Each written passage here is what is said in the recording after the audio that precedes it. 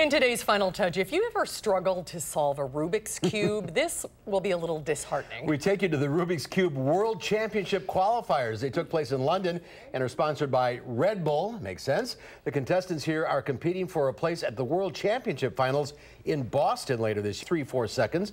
Sarah Fluck was the fastest female with a time of 14.695 seconds. Erno Rubik, the man who invented the cube, is also at the event celebrating with the winners. It's supposed to take 20 moves. That's all.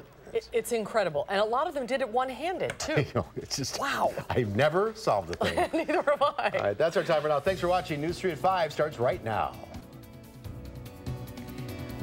Right now at 5, a family is mourning tonight after their daughter was shot and killed on Madison's east side. Plus, heavy rains and storms across the state are causing some flooding and other damage. County. And the principal at an area school says she is leaving her position after concerns from parents and staff were expressed in a blog post. This is News 3 at 5.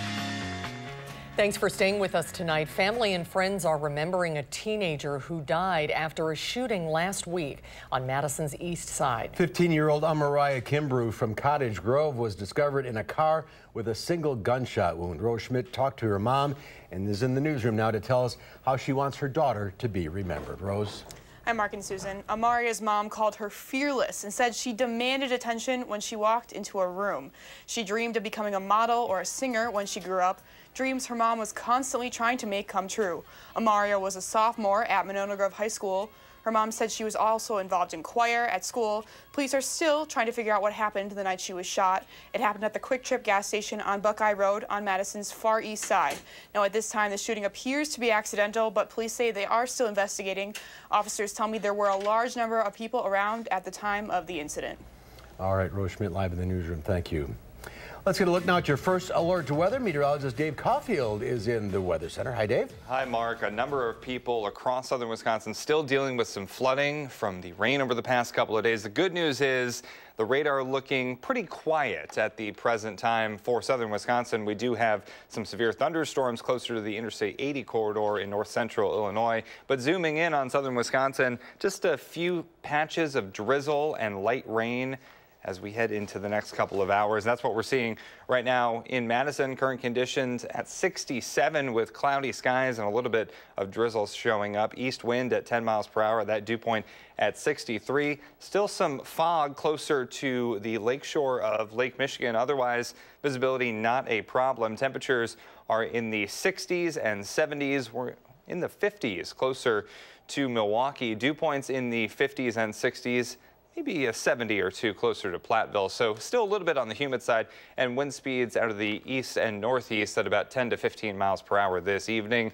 Mostly cloudy. Can't rule out a shower or an isolated thunderstorm. Temperatures not falling too much, only into the mid-60s. When I come back in just a few minutes, we'll track our next chances for rain and talk about temperatures staying in the 70s in your first alert forecast. All right, thank you, Dave. Last night's thunderstorms left a mark on Wisconsin with reports of flooding and damage from wind and rain. Today, towns like Janesville are left to clean up. Our Rock County reporter Adam Duxter shows us how neighborhoods are looking after the storm. I'm at Wright Road in Janesville, where a house is like the one behind me saw a lot of damage from last night's storm. Neighbors sat watching as a tree they say is more than 40 years old was pulled away. And what the storms brought down, crews will have to pick up. This tree right here, I mean, you're talking a couple thousand pounds for anybody that does like tree trimming and everything. It's not easily managed. In the morning, crews also work to clear storm drains. And with more rain in the forecast, people are working quickly. See, we got weather going on, rain coming in. We want to stop the damage before it gets internal. So far, the only area considered to be in flood conditions is Turtle Creek. And officials hope the storms during the rest of the week will not cause as much damage. I think at this point, people are getting ready and cleaning up their houses, getting rid of that debris and trying to put things back in order after the storm. But in the meantime, it's time to clean up. The good news is nobody was home when the tree collapsed on the house last night, and as far as we know right now, nobody was injured in last night's storm. In Janesville, Adam Duxter, WISC News 3. The Dane County Medical Examiner's Office has identified the Edgerton man killed in a car crash on Highway 73. Officials say 24-year-old Cold Trick died in the crash. Officers responded to Highway 73 near I-90 in the town of Albion around 11:20 Saturday morning. They say the crash happened between a minivan and the motorcycle driven by Trick. Officials say the 71-year-old woman driving the minivan turned left to exit onto the interstate and hit the motorcycle. The investigation is still ongoing. Dane County Sheriff's deputies and other law enforcement officers from the area searched an area along the Wisconsin River near Mazomanie this afternoon for 2 inmates who escaped from a minimum security prison. Wisconsin Department of Corrections said that 27-year-old James Heather and 25-year-old Alexander Wyman escaped from the Winnebago Correctional Center yesterday morning. Dane County officials said they received reports of possible sightings of the inmates in the area of County Road Y near Mazomanie. Officials said the investigators started searching the area around 11:20 after they received a report of a burglary nearby. The crew suspended the search around 3 p.m. after not finding evidence of the inmates in the area. The principal at Sherman Middle School in Madison announced she would be leaving her position after concerns of parents and staff were expressed last week in a blog post written by a former teacher. The blog post claims a large number of both staff and students are leaving Sherman Middle School because of the school's principal, Kristen Foreman. Foreman sent a letter to Sherman families yesterday saying she would leave her position as principal. The district says they're working with Foreman to find another position in the district. Coming up tonight at 6, we have a reaction to this decision from the former teacher who wrote the blog and comment from the school district about plans moving forward. Milwaukee Bucks guard Sterling Brown is suing the city and its police department because officers used a stun gun on him during an arrest for a parking violation in January. Brown's attorney filed the lawsuit in federal court today, alleging excessive force and unlawful arrest. It accuses Milwaukee police officers of discriminating against Brown because he's African American. Brown had been talking with officers while waiting for a citation for illegally parking in a disabled spot outside of a Walgreens. Officers swarmed Brown and took him down because he didn't immediately remove his hands from his pockets as ordered. This federal lawsuit reflects the fact that for too long in this city, African American men have been arrested, abused, and, as in the case of Dontre Hamilton, killed as a result of bad police work. Milwaukee Police Chief Alfonso Morales apologized to Brown last month when body camera video of the arrest was released. Brown wasn't charged, and 3 officers were disciplined with suspensions ranging from 2 to 15 days. 8 other officers are undergoing remedial training in professional communications. Milwaukee's mayor says he hopes the relationship between police and residents can improve in the wake of the excessive force lawsuit filed by Milwaukee Bucks player Sterling Brown. Mayor Tom Barrett released a statement saying that he is hopeful that the NBA player's arrest over the parking violation and the subsequent lawsuit will be a, quote, turning point. The CUNA Mutual Group Foundation is celebrating its 50th anniversary by giving back to the community. The Mutual Group hosted a picnic today to support Guarding Against Cancer. Guarding Against Cancer is a campaign started by Badger men's basketball coach Greg Gard and his wife, which helps support cancer research. Coach Gard says he's grateful for Wisconsinites who donate to his organization. When you go through a personal cancer journey like I did with my dad, and you watch that journey take place, it gives a different meaning to it. I know there's hundreds of stories here in the room today that people that are coming by that are telling me their personal story, whether they're a cancer survivor themselves or they've lost a loved one to cancer. So it does hit home. The event included a free throw shooting contest against Coach Gard and Bucky Badger, as well as a 5th quarter performance by the UW Marching Band. The event raised nearly $7,000 for Guarding Against Cancer. Well, Madison City Alders are meeting tonight. They'll tackle a number of topics, including whether to approve construction on a busy city intersection. Our Keely Arthur is live off of John Nolan with a closer look. Keely? Now, there really isn't a time of day where this intersection of Wilson, Willie, Blair, and John Nolan isn't packed. So busy, a lot of accidents actually happen here. Now, city engineers want that to change. They're asking city alders to approve a redesign of this intersection tonight. Changes include left turn lanes on John Nolan to Wilson and Blair to Willie, shifting the driveway into Machinery Row closer to the Monona Terrace, and larger sidewalks and bike lanes. Things meant to make the intersection easier to navigate for thousands of daily users. A lot of drivers, a lot of pedestrians, a lot of bicyclists, buses as well. So what we try to do is try to take everybody's input over the last 2 years, put it together, and try to come up with a design that works best for all. Neighbors in the area have sounded off, saying they don't think this plan does enough to cut down on traffic into residential areas. However, city engineers say they're confident alders are going to approve the redesign tonight.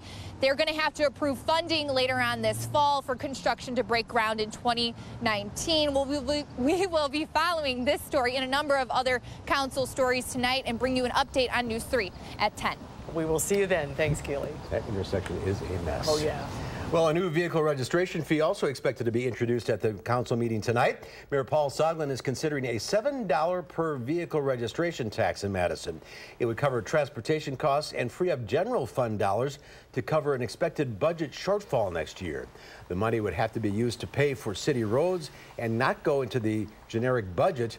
This would be on top of the recently approved $28 county wheel tax that's set to go into effect this fall. Governor Scott Walker says the new state office building in Milwaukee will be named after African-American civil rights leader Vel Phillips. Phillips died in April at the age of 95. She was the first African-American on the Milwaukee Common Council, the first African-American judge in Wisconsin, and the first African-American elected to statewide office, serving as Secretary of State. A location for the new office building in Milwaukee has yet to be selected. Still to come tonight on News 3 at 5, President Trump is blaming Democrats for not coming up with immigration bills. We'll tell you how Governor Walker is responding. Plus, the president threatened more tariffs on Chinese goods, what he's saying about the proposed tariffs.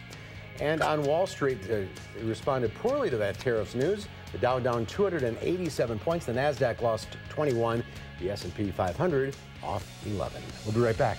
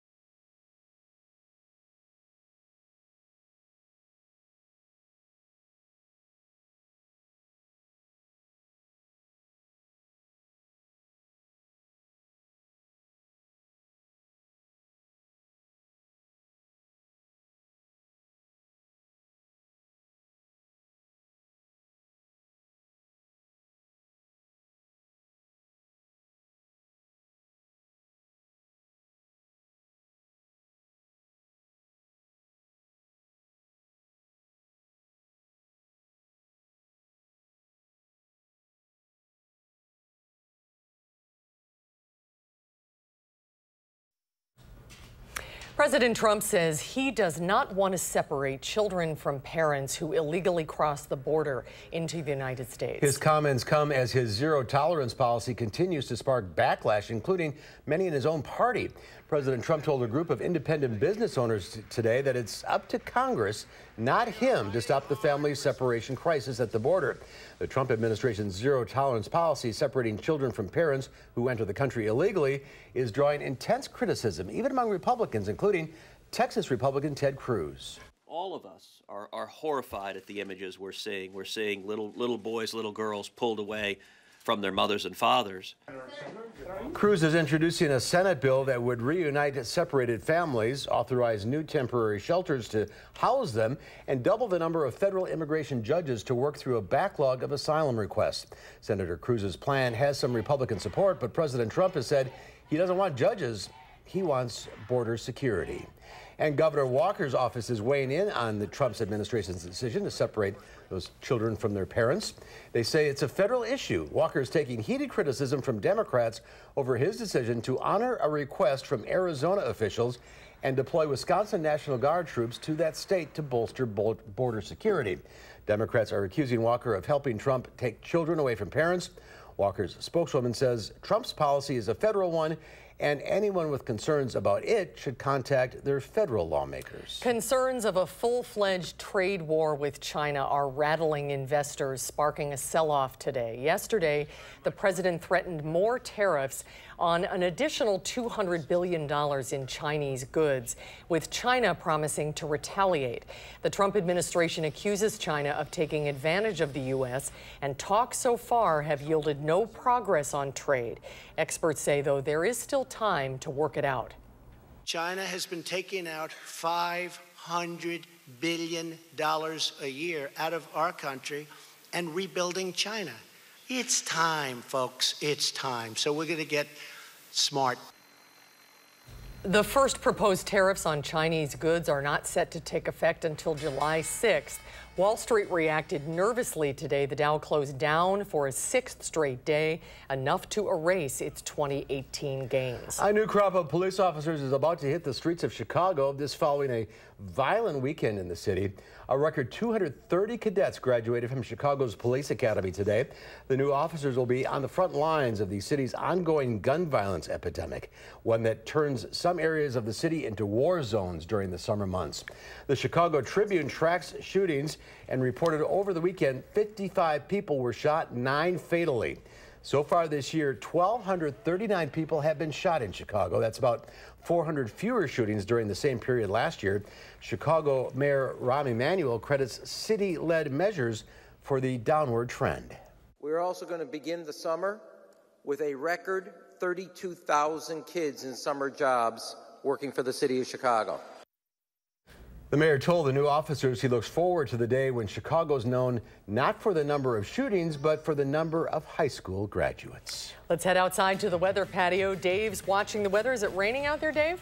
I felt a couple of drops, but after what happened yesterday, I'm not taking any chances. The umbrella is going up, and it's staying up for the foreseeable future. So at least that's something to look forward to over the next couple of hours. Not too much rain showing up on radar. However, our rainfall totals just keep going up, and we are looking at really about 13 out of 19 days so far this month have been rainy in some capacity, whether that's a trace or about 1.5 inches of rain. It has varied, but that is definitely up closer to above normal pace, shall we say, over the next couple of days. We do have some more rain chances in there. As we take a look at future track, we can see temperatures in the 60s as we head into the rest of today, and into tomorrow, we're looking at maybe some slight chances for showers and storms, but maybe a little bit of clearing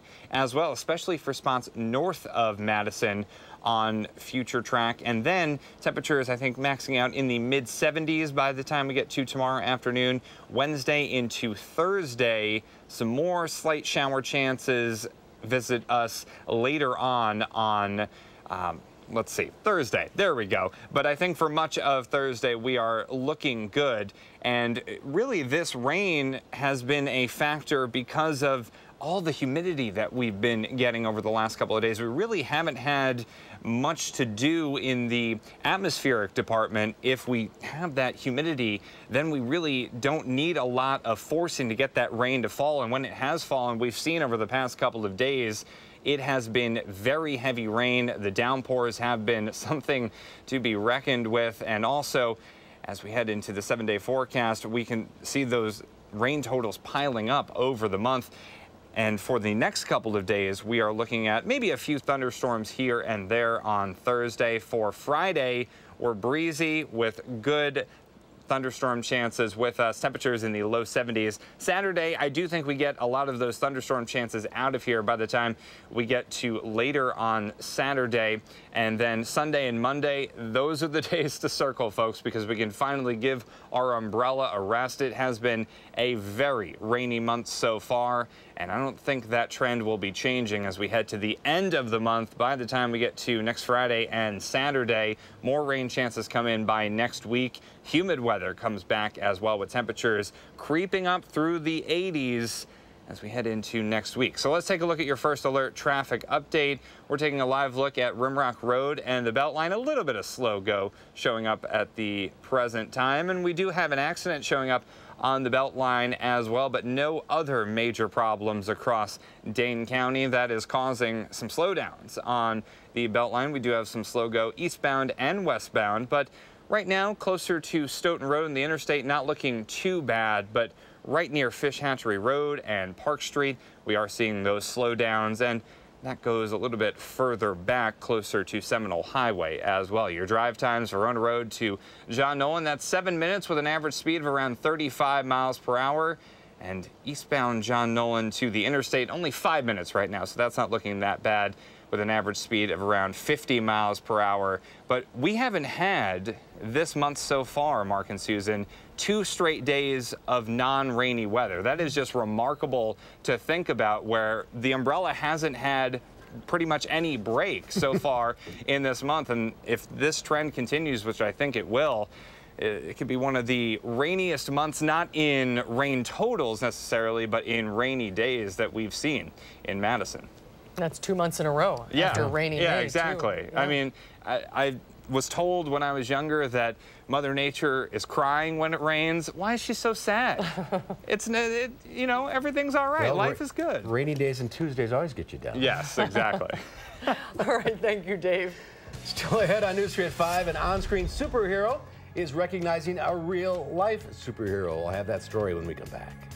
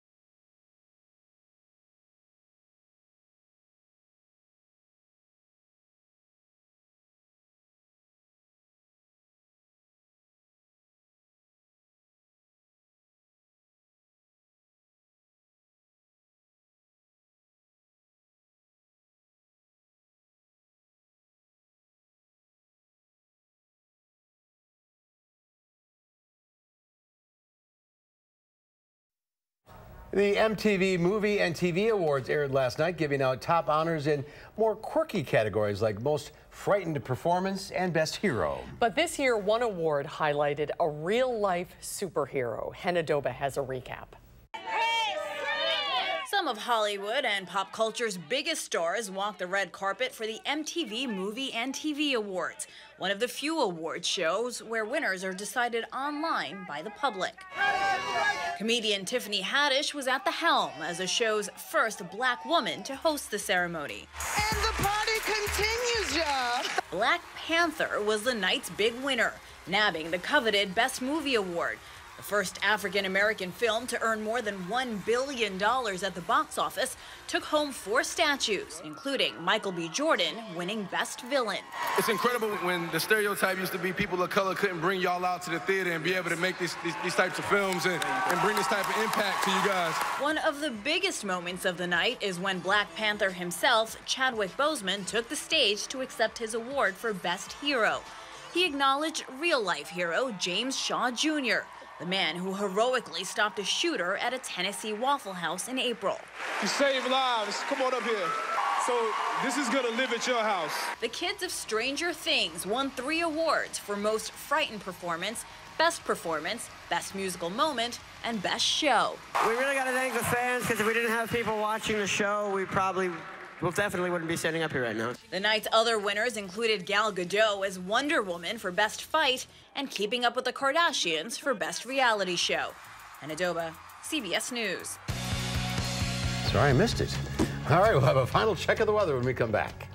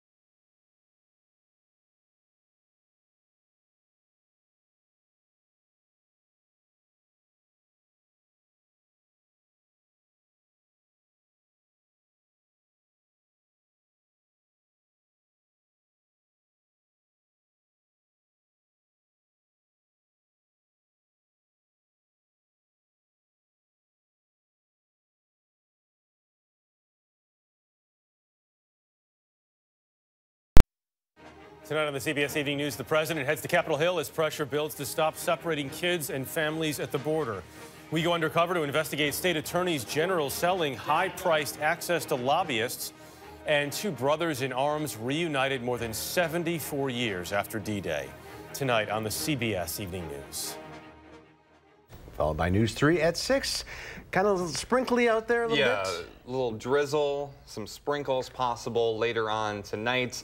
Doppler track pretty quiet, but it's not picking up all of those rain showers, so we'll have to keep the umbrella ready to go tonight. Tomorrow, we do have slight chances for showers and storms, but temperatures will be a little bit warmer in the mid-70s for highs. Maybe a little bit of sunshine by the afternoon. What's that? Yeah, exactly.